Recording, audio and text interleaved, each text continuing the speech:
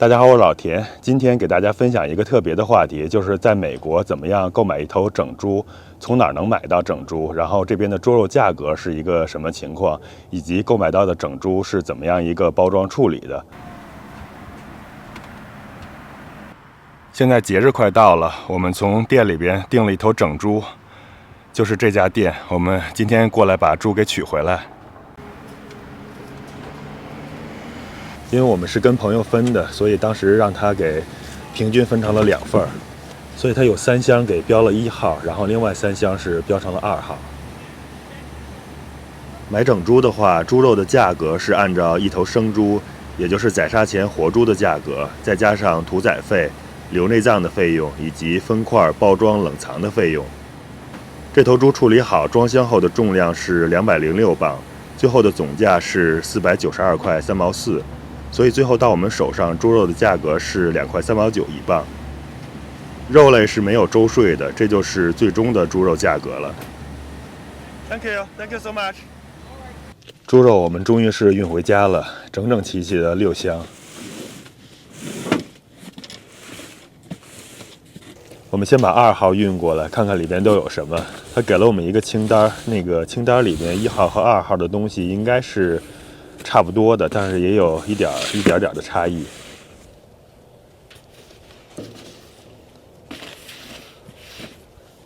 我们现在把几盒猪肉都打开了，看看这个满满6盒的猪肉。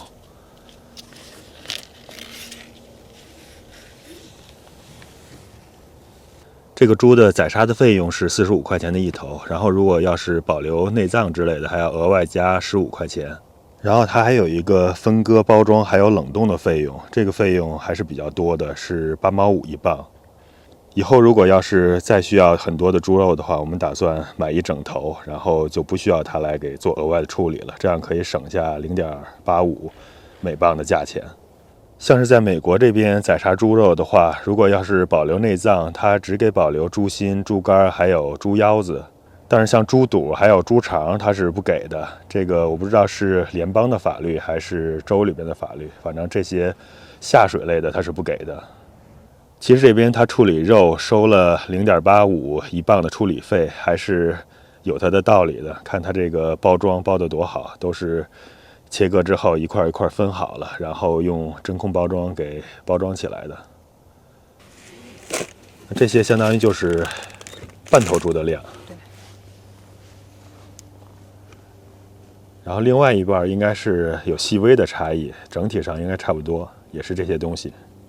我们现在把肉重新按照它的种类给平分一下。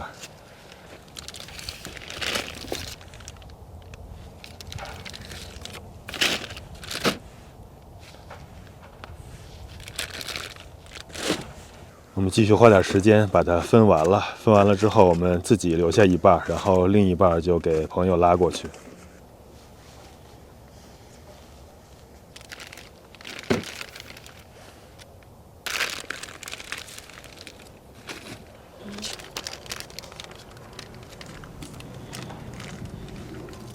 我们已经把一半的猪肉给朋友拉过去了，这些剩下的就都是我们自己的了。一个200磅的猪，一半也就只剩下100磅，所有的肉都在这儿了。我们先来看一看都有什么肉。这2个是完整的猪蹄儿，这边这一些全都是五花肉，然后有的是特别的薄，有一些相对厚一些。这边的是里脊肉。这多的一些是比较大的大里脊，然后这还有一个特别小的是，应该是猪身上最贵或者最珍贵的、最稀有的这种小里脊、嫩里脊肉。然后这个肉是，这是猪大排，这个是猪大排。啊，这面看得比较清楚，这个是这个大排骨。这还有小排。这个是小排骨，这个小排骨有点太少了，所以从这个排骨来看，这个猪其实还是挺小的，一共是2个，然后我们是一人一半，我们这是一半的小排骨。这一袋里边是猪骨头，这里边有猪胫骨、猪脊骨，还有猪腿骨。这个骨头可以做一些这个酱大骨来吃，然后这个腿骨也可以用来烧一些高汤。哦，这个就是猪头，看看这个鼻子还在这儿。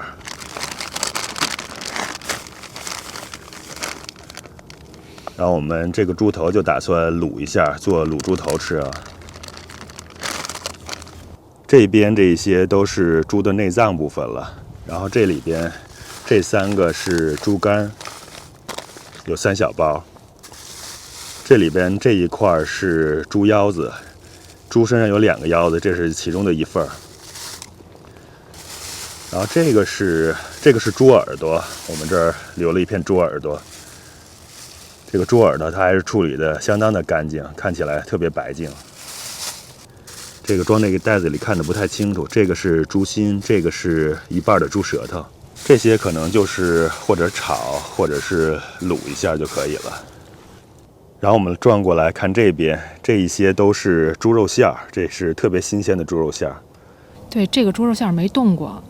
然后咱们家里不有萝卜吗？做点猪肉萝卜馅儿的包子，然后再做点那个玉米香肠吧。麦麦豆豆都爱吃，正好昨天也买了那个肠衣了。然后我估计做不完，剩下的待会儿我蒸点糯米饭，然后做一个坨子吧。其实就是糯米加肉馅儿，然后炸成的丸子，争取就把这些肉馅儿全都给处理了，就不要再冻起来了。这2块是后臀尖，是猪屁股上面的肉。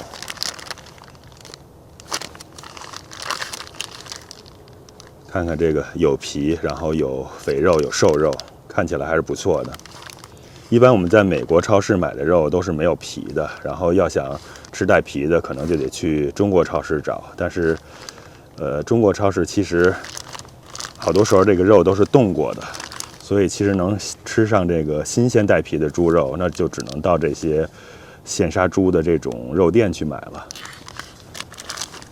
所以其实在美国超市的肉是比较便宜的，肉店的肉整体上来说还是比较贵的，就是如果不是整猪买的话，它的价钱其实会更高一些。我们整猪相对便宜一些。然后这几片是这么大块，这个我们看看这个是什么。